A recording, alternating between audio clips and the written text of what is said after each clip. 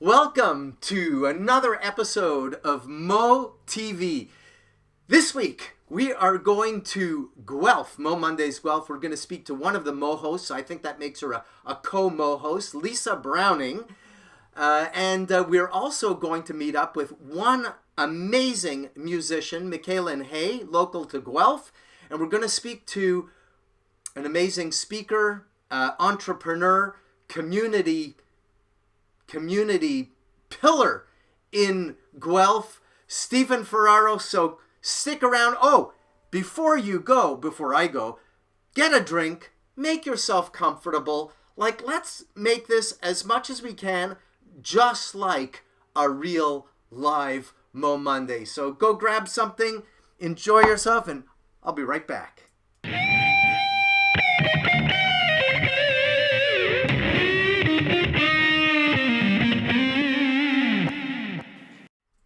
All right, we are here. We are back with Lisa Browning, moMondays host, moHost of moMondays Guelph. I'm so excited. You know, there might be a lot of people who don't know what moMondays is. So let me just say, moMondays is kind of like a blend between inspirational storytelling, stand-up comedy, live music, community networking, all kinds of stuff. Would you agree with that, Lisa? I would totally agree with that. Well, yes. I am absolutely thrilled that you are here. Thank you. Thrilled. How long have you been running moMondays in Guelph? Oh, my goodness. Just over a year. We started in January of 2019. We did our January, February shows, which was after January 2020 was our anniversary show. Right. So literally just over a year. Yes. And excellent. And yes. So I love asking this question of all the moHosts. As if you remember back to when you said you approached me, you say, "Hey, I want to do this." Yep. I didn't try to sell you on it. I don't try to sell anybody on it. What I actually tried to scare people. I said, "Are you sure you want to do this?" So take me back. You did scare me. I did, right? What was going on in the back of your mind when you called me up and said, "Michelle, I think I want to do this"? Oh my. Well, I was actually approached by the previous host of moMondays Guelph when he was about to step down. And he actually asked me if I wanted to take over for him, and I did not. Surprisingly enough, I'm a more behind the scenes kind of person than an on the stage kind of person. So I don't want to do it. I don't want to do it. So he stepped down in July of 2018. I was a regular I went every month. So I missed it. I was, from July through till it was November. And I started talking to some other people because I thought, well, I could maybe do the admin behind the scenes stuff, bring in speakers, do all of that. I just needed somebody to be on stage, do the actual emceeing. So I talked to another regular, asked her about that if she was interested. She said, "Oh, I know, I miss it too. I was going every month." Asked her if she wanted to perhaps be the host or the MC. She said no, but she told me who wanted to be. That's when I hooked up with Rob Osborne, who is the MC at Guelph. I'm just the and we could point to him. Hang on, there he is, right. I don't see him. Right there. Hey, Rob, say he can't wave back because he's just part of the background, but that's him right in the middle there. Hey, Rob. Yeah. Yeah, so I met with him for coffee, and I said, I have no interest in being on stage, but I'd love to do the admin. And he said, I have no interest in doing the admin, but I'd love to be on stage. And do you know how many people are right now saying, no matter what endeavor they're undertaking, no matter what project, no matter what event, they're saying, where can I find another Lisa Browning? Do you want me to answer that? Yeah.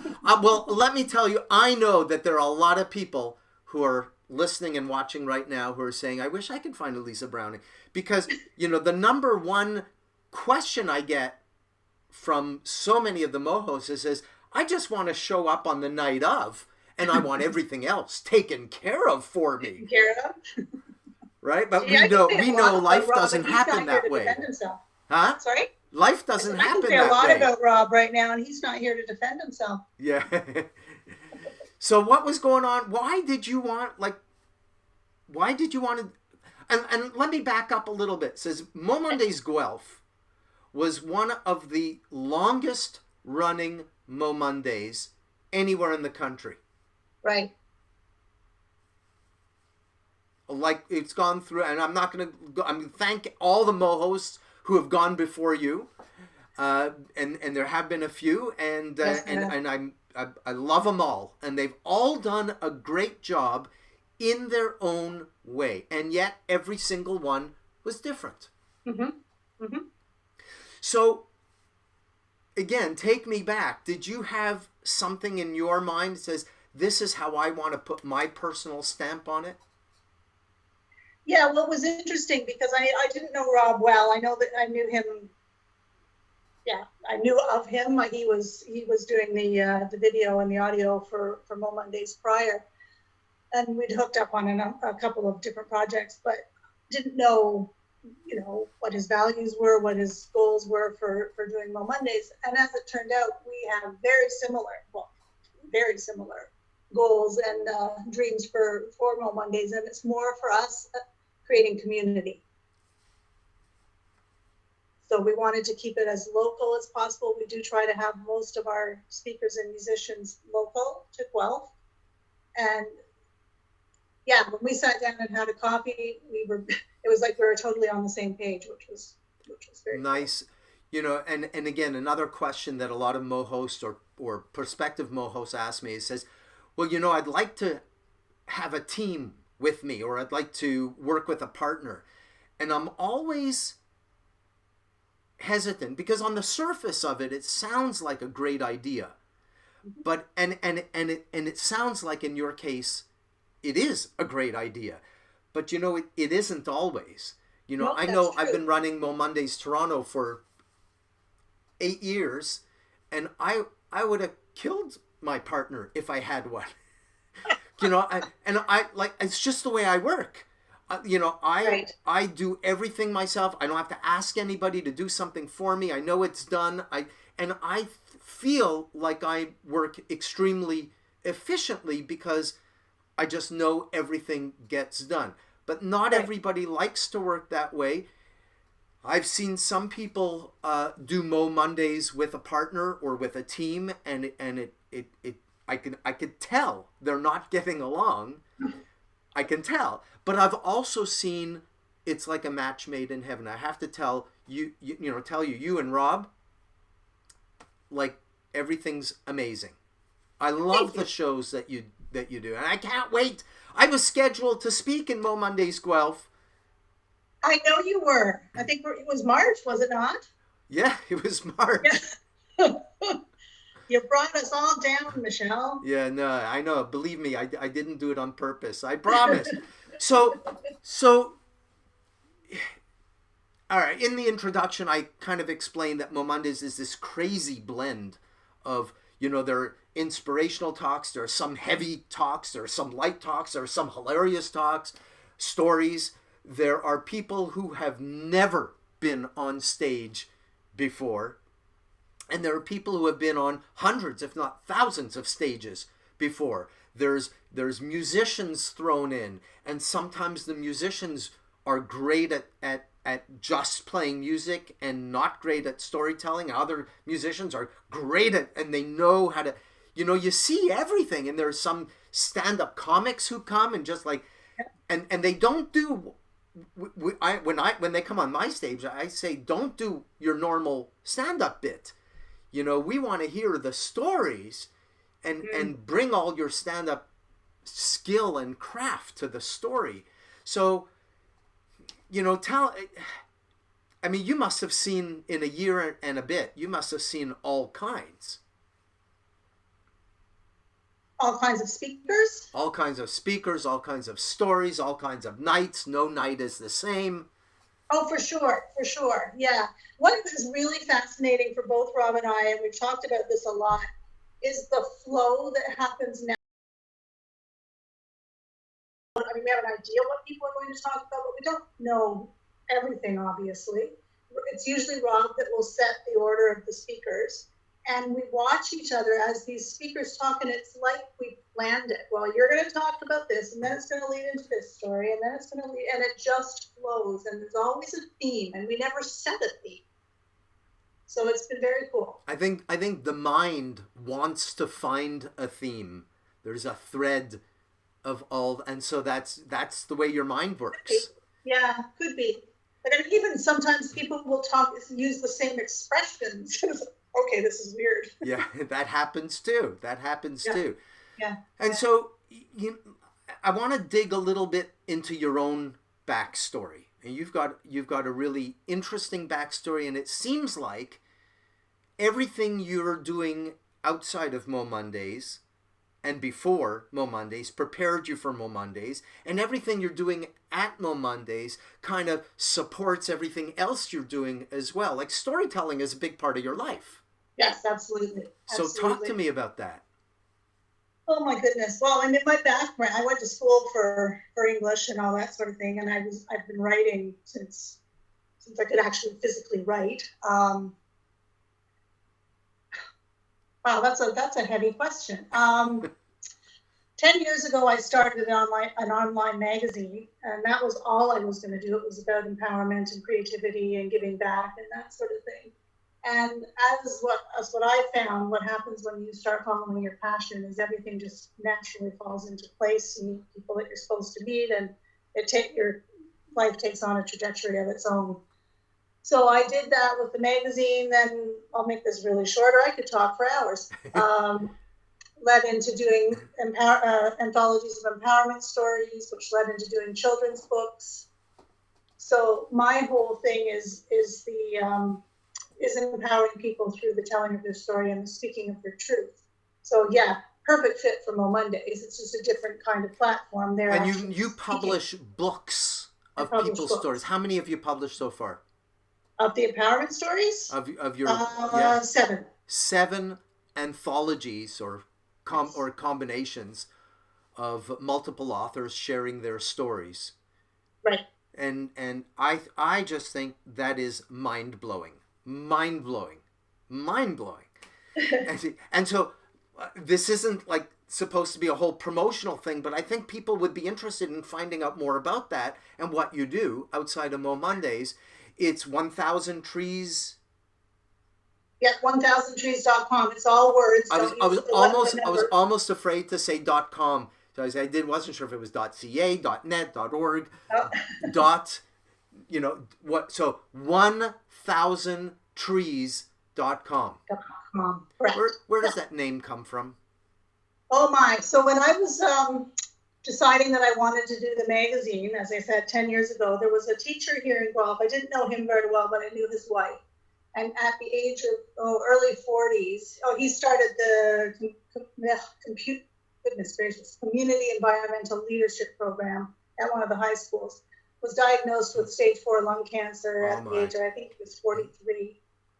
Had never smoked a day in his life. He was on the national rowing team. He was an outdoorsman. It was crazy. And his response to that was to write a blog talking about his cancer journey. So I was following this, absolutely impressed by how he was handling it and telling his story, speaking his truth.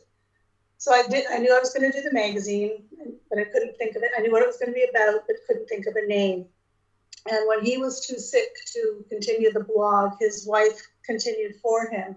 And I'll never forget the day I read that she had posted that his Guelph students, had planted 1000 trees in his honor. Oh, I looked at it and I went, that's my name. That's it. That's cool.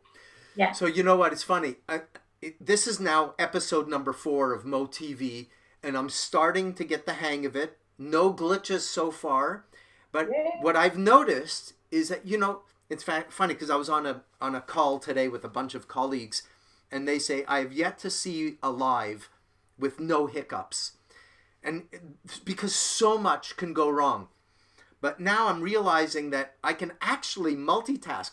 I've reached a level of competency. So I'm reading some of the comments that people are posting, and I encourage you to add your comments to to the live feed, and I'll do my best to read them. We've got Grantley Gibbons, who's the photographer for Mondays Toronto, who started out as the photographer for Mondays Niagara, and he's been with Mondays for, I think, 7 years, like unbelievable. Wow. And he says, Grantley says, I've always appreciated that there's rarely a deliberate theme. So he's responding to your earlier comment. Right. So absolutely. Yeah. So one of the things, Lisa, that I'd like to ask you, and to the people watching and listening to this, if there's a talk of Mondays that has stuck in your mind, put it in the chat box. I'd love to know what that is, and if we get a chance, we'll see if we can list them. But we know, like, especially with your background, knowing how storytelling is so empowering, you must have seen firsthand the impact of Mondays in the Guelph community. Yes? Yes, absolutely. Absolutely. I mean, is there something that comes to your mind where perhaps somebody was in the audience and heard a talk and said, wow, not every talk lands on everybody, right? Not everybody, mm-hmm. but I guarantee you that at least one thing will land on every single person. And so can you think of a time or a talk where somebody came up to you from the audience or later and said, wow, Lisa, this is how it impacted my life? Oh my goodness, there was many of those, but what popped into my head as soon as you said it was one of our more recent shows, and there was a gentleman that spoke about being abused as a boy in the Catholic Church. And one of the speakers that was on, she may have been right after him, as a matter of fact. She was sitting in the audience listening to this, and his talk was so powerful. He actually got a standing ovation when he was done, which we've never seen that before.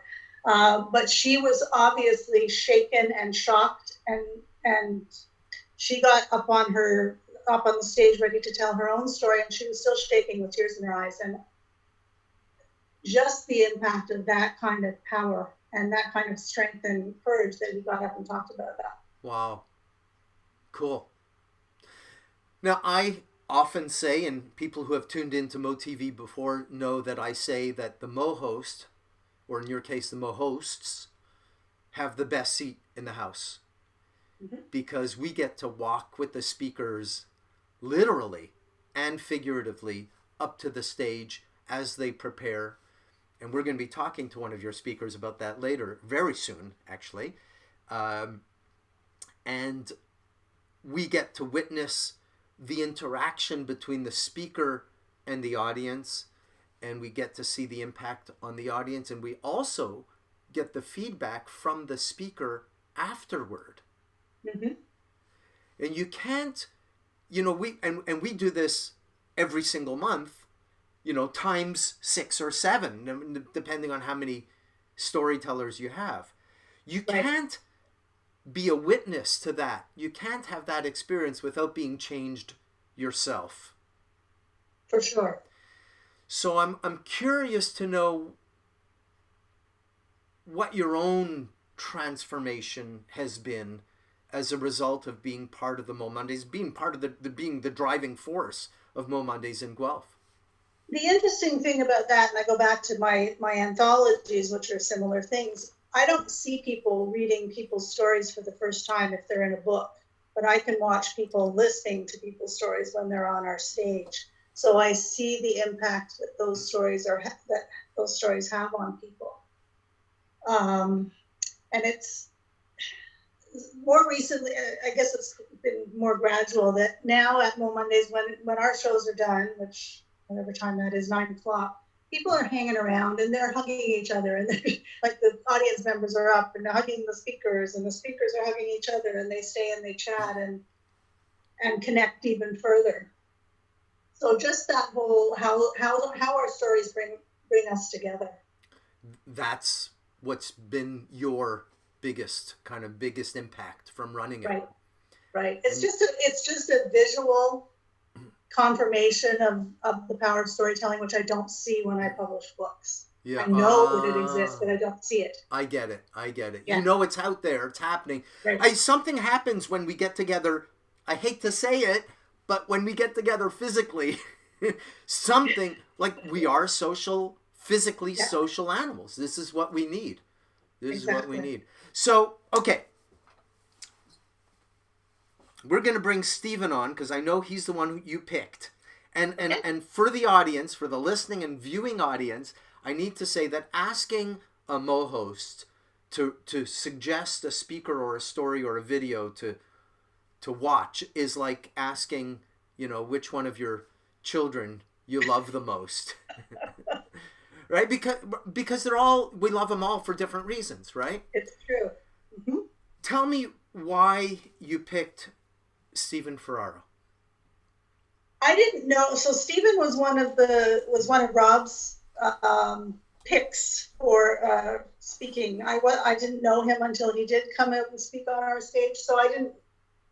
Oh, I just lost my train of thought. So you didn't know him before.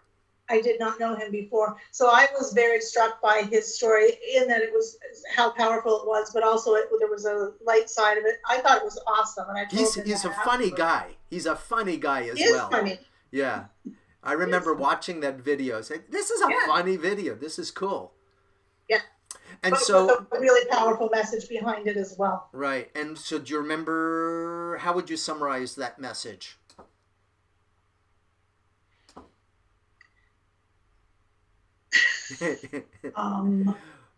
Just more, do you remember the title of it? Yeah, I have no business running a business. I have no business. I think it's more about, again, what we were talking about a little earlier, is finding your passion and living it. That's exactly it. How about we watch a clip of it, okay? Let's see if I get these buttons right. We got a 1.5 minute clip of this talk, and this is the minute Lisa said go from here to here, and I think that's what we did. You see, people told me that you should build your life around your passions. And I had done that, and I was very broke at every single moment of every single time. But I was willing to double down in the sense that, well, maybe it'll pan out. It has never panned out financially, just so you know. Every once in a while, I get a 39-cent check from Finland for a song that I had done several years ago. It is not nearly enough to pad any of the educational systems I've set up for my children. But it's still a paycheck, I suppose. So in 2013, I decided I was going to start my dojo, and I was going to hold an open house and so on and so forth. Now, this was in the middle of a snowstorm, and 12 people came. 11 of those people were my family members. 6 of those people were my friends who decided that they were going to stick by me. Most of them are in this row right here. I had no idea what I wanted to do, but I knew that I was dying to give my passion to people. I think that that's a really important thing for us to acknowledge, is that you need to understand that there are people in your community that are dying to give you their passion. And I once came upon a quote that really stuck with me. You know, the secret of life is to find your passion, and the purpose of it is to give it away. Wow. Stephen, welcome to moTV. Hey, how are you? I'm great. So let me paraphrase that last line. The secret to life is, damn. Yes, to find your passion. Find your passion. But what's that about giving it away? People are just dying to give it away. So the secret of life is to find your passion, and the purpose of your life is to give that away. Oh, I love it. The secret. So this is worth people writing down and putting on your. I'm saying this because I think this is what I want to do. I want to put it on a big bulletin board poster and put it in my office. The secret to life is discovering your passion. The purpose of life is giving it away. Right. So while I was watching the video for the third time now, I have to tell you, I was laughing to myself. I heard something I'd never heard before. This is why it's worth people watching videos multiple times. But when you were describing about how many people were in the audience, or at your open house, your dojo open house, I don't know if you've heard the moMondays legend, but we started in Toronto, 2012, on the second floor of a tea room. 18 people were in the audience. 6 of them were the serving staff. Yeah. And yeah. Those are humble beginnings. I remember starting my kind of passion for performance and art and performance art as a musician, as a bass player in a heavy metal band, which was the paycheck I was talking about from Finland. And I mean, the majority of my career was playing for the sound guy and the opening band's girlfriends, right? Yeah. So you get used to, doing what you do, even though the audience might not necessarily be plentiful. Yeah. So, one of the things that I'm curious about, was that the first time you had actually given that talk as a complete story on stage?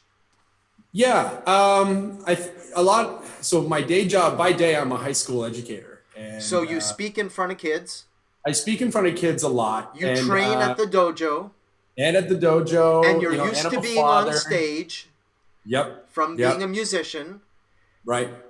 So I'm used to kind of delivering material every day. And that was probably the first time in a semi organized setting where somebody asked me to do something, and I didn't have to just come up with it on a whim, and I actually had some opportunity to refine it and to make it something of my own. But even then, I still went on a whim because you start to find the audience enjoys certain things that you're talking about, and you're like, oh, you like that? I got more of that.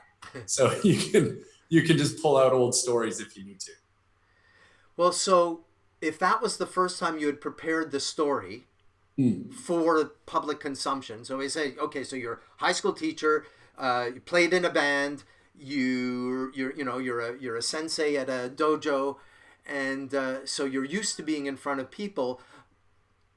How was storytelling, a personal story, different? The personal part of it comes down to how much vulnerability that you're willing to let yourself be exposed to. And there was a couple of moments there because my mom was there, and my mom's like a huge supporter of me and always wanted me to be on stage and we're talking about my message and talking about certain things. And I kind of saw her and I was like, well, let's lean into this a little bit, because she was responding a lot, laughing a lot. And so I kind of dipped into some family moments there. And I think that when you're giving something away, when you present yourself in a position of vulnerability, people really like that. And they see that you're being genuine, and they can really connect to that. So I think that was the difference between that, was I kind of leaned a little more in the vulnerability piece. When you started your journey, so between saying, I don't know how you did it, whether Lisa or Rob said, hey, do you want to speak on stage? Or you put in your application, which, by the way, for people listening is momondays.com/speak, if you want to speak at moMondays. I don't know what came first, but between that moment, I know, because I've seen it 1,000 times, literal more than 1,000 times, something happens in the brain between that speaker application that goes out and the day you actually step foot on stage. Right. And we all think we know our story. Did you think you knew your story when you started? No. I think I did. About a year previous to that, I had lost my dad to terminal cancer after a really long battle. And I had prepared his eulogy. And there were parts in that I kind of reflected on when I was doing my own story. And then when I went to go speak it, I realized that about a good third of it was kind of impromptu and on the fly, and just working with the people that were in the room. And just kind of, because I felt comfortable, and I was like, well, if you guys are here for something, then let me just be honest. And if you're enjoying this honesty, then I'm going to go even bigger into it. I had a good friend of mine, Indu Aurora, who is a mother at the dojo, and I've been teaching her son for a really long time. And she's been coming to classes and just listening to me speak to the kids and giving them empowering messages. And she's the one that kind of nudged me and pushed me into that corner, and eventually got Rob Osborne on board and so on. And it kind of happened really organically. But I think that after doing the actual speech itself and going on moMondays, yeah, a lot has changed. It's really exposed me to some of the things where I was like, well, why would you talk about that in front of some strangers? And This and is you asking yourself the question, yes? Yes. And Wow. I think there's a lot to be said with the theme. You know, we might be done with the past, but the past is not necessarily done with us. Ooh. It kind of gave me an opportunity to go back and look a little bit, you know, at my youth and my upbringing, my adolescence, and coming into being an adult, and then becoming a parent, and then just kind of reflecting at all of those big pivotal moments and what it was that really pushed me to, you know, to start all this and to be a part of this community establishment and to do the things that I do. And that was interesting. It was some really good self-inflicted therapy. And although I'm no doctor in it, I did spend a lot of time on the couch thinking. But it was good. It was great reflection, and I don't think a lot of people do that. You know, I had an uncle, a very successful uncle, say to me once, you know, goes, "What's wrong with you?" We were at a family dinner, and I was in my early 30s, and I said, "Yeah, I'm tired. I'm exhausted." And he's like, "Good. You should be tired. You're in your 30s." And that kind of stuck with me too. And I was like, wow, this is incredible. This is like, you know, somebody who I love and know and trust giving me a slap upside the head and being like, you're supposed to be exhausted. You're working your butt off for something. You're so building. Decide on what things that you want. Yeah. That's cool.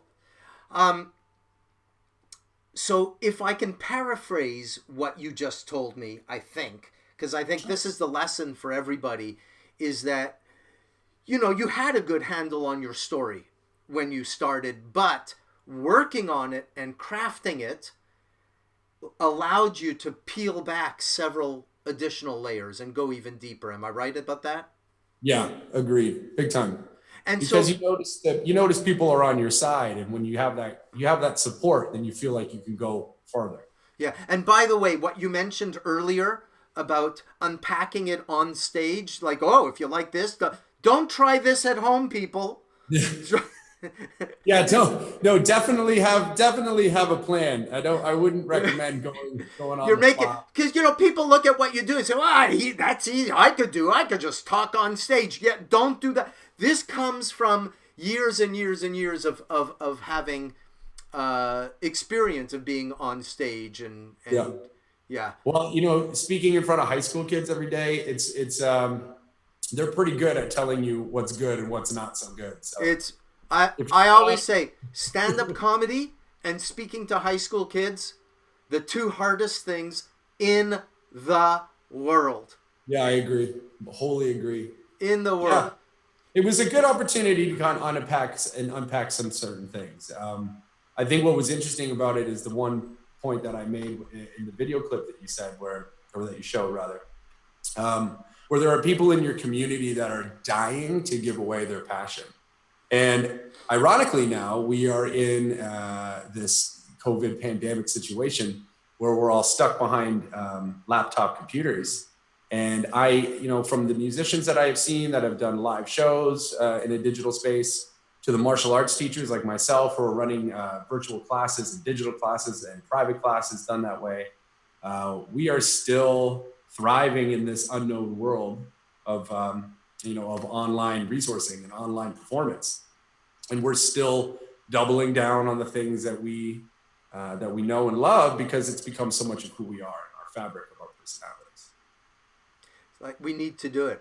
And that absolutely describes me as well in what I do. You know, I started moMondays because I was just passionate about personal storytelling. I saw the impact it had, and I just gave a keynote on Friday all about personal storytelling online. Like, and I it doesn't matter whether you're in front of a live audience, you're at the dinner table with family, or you're behind a screen. It's, I know, dig into your personal stories. That's what makes an impact, right, Lisa? Exactly. Absolutely. All right, so let's move this forward a little bit, if it's okay with you, Stephen. Hang out, stay here, stay with us, stay with us. Music. Let's talk about music. And I didn't know that you were a bass player as well, but of course that's where the 27 cents or 73 cents you got from. That was I was a bass player for a really long time in several heavy metal bands throughout the let's say the late 1990s to the let's say early 2000s. Late 2000s. Yeah. Cool. So decade. No, I was past university. I could have gone to one of your shows. Who knows? I went to University of Waterloo, so I was in the area. Anyway, music. Music is a huge part of moMondays. And it wasn't when we started. When we started, it was literally 5 to 7 storytellers / speakers. And it was moHost in Winnipeg, Stephanie Staples, who told me one day, says, I'm going to bring a musician in. And I remember shaking my head. I said, I don't know. I think that'll diffuse it. That's not a good idea. Boy, what an idiot I am. One of the best things that ever happened to moMondays was bringing musicians in. It livens up the night. It makes it much more entertaining. And we're going to find this out as well when we talk to this musician who's going to be on the show. It gives them a platform and a stage that they don't find anywhere else. It's going to be interesting. So, Lisa, who do we have coming up? We have Mikalyn Hay coming up, and I'm very excited. Mikalyn has not been on the Guelph stage yet, but we've been talking.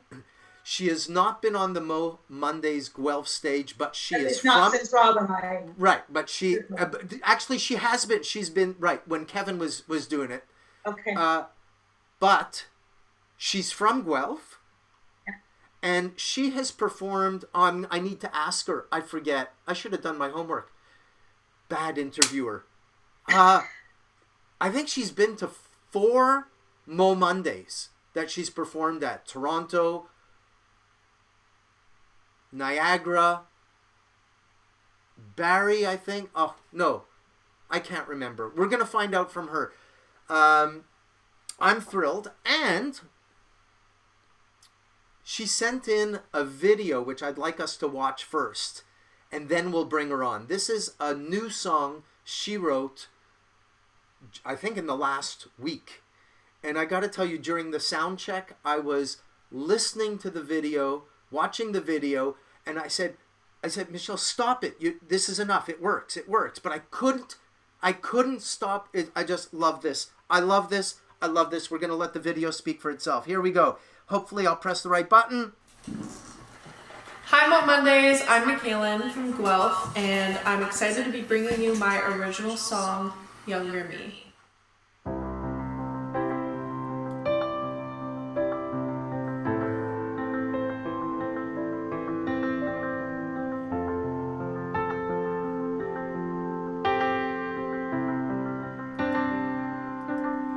If I could go back and see, talk to a younger me, what would she think of what I've become?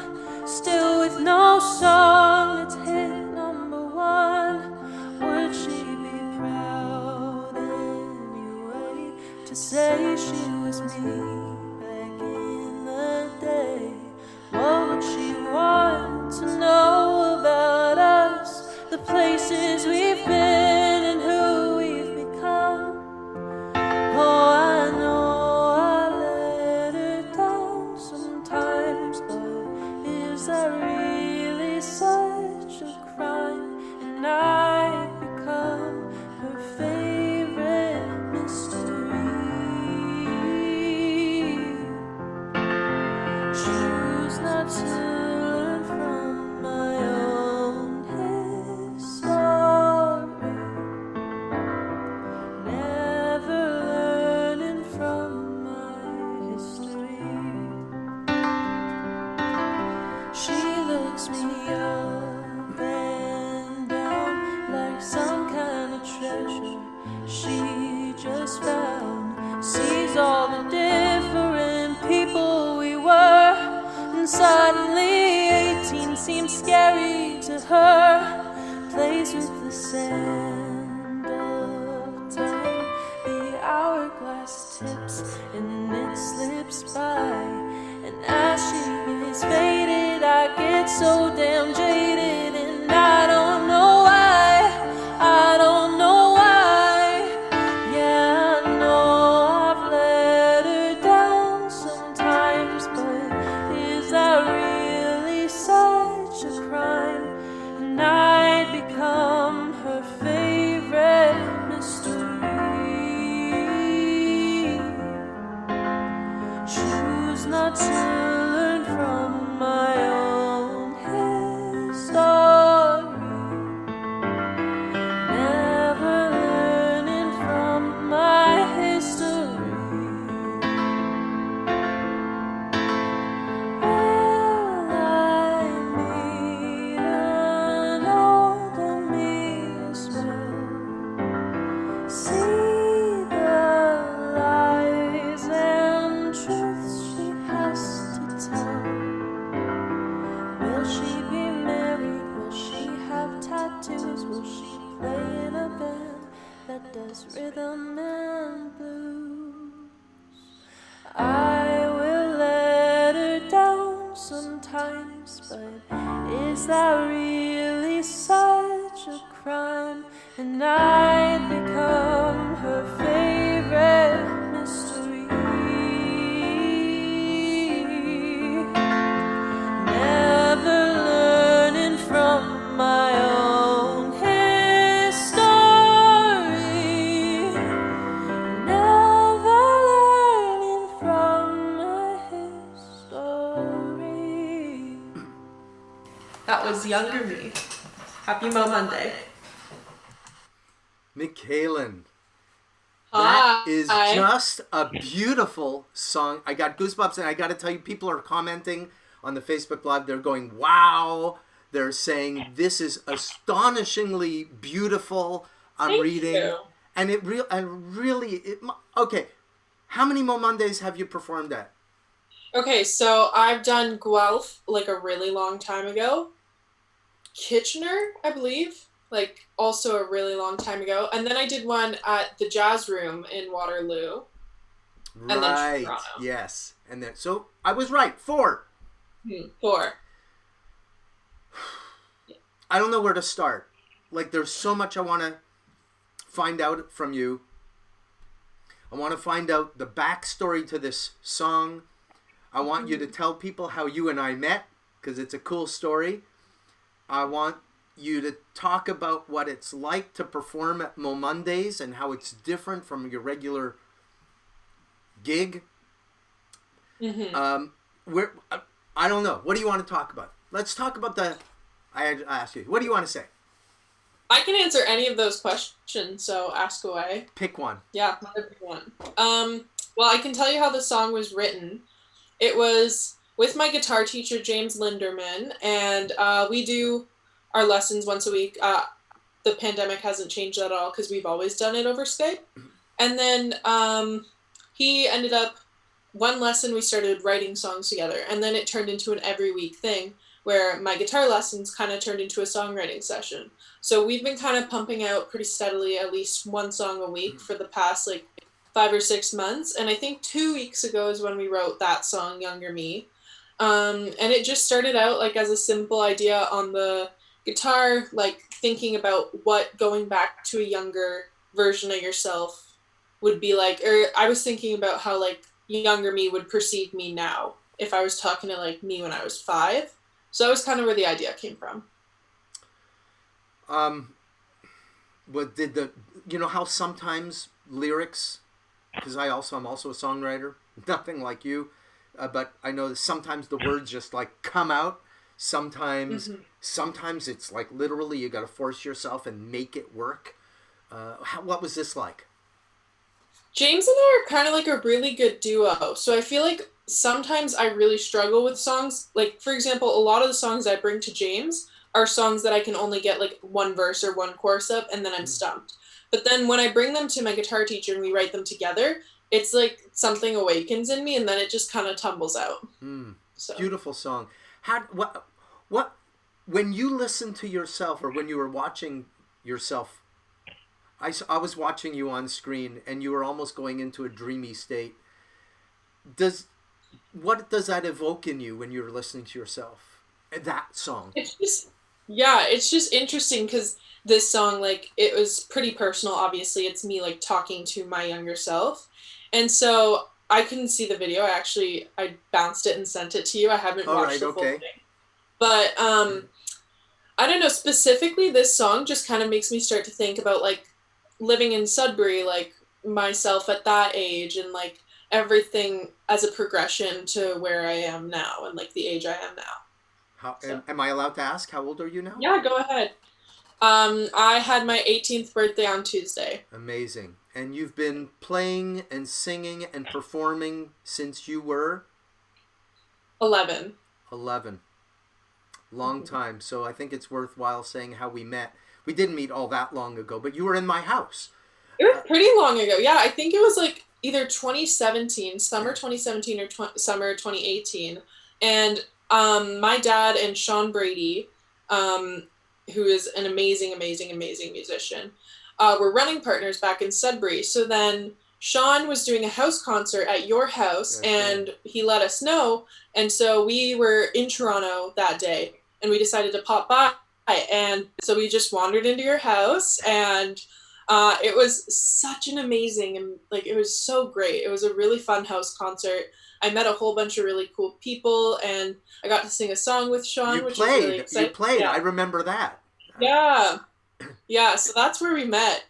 Yeah, Sean, we'll just talk about the Sean Brady Mutual Appreciation Society. He happens to be one of the most talented, one of the most generous, one of the most humble, one of the most amazing, and one of the most hardworking people I know in the world. And he said he helped you produce a song when you were 13.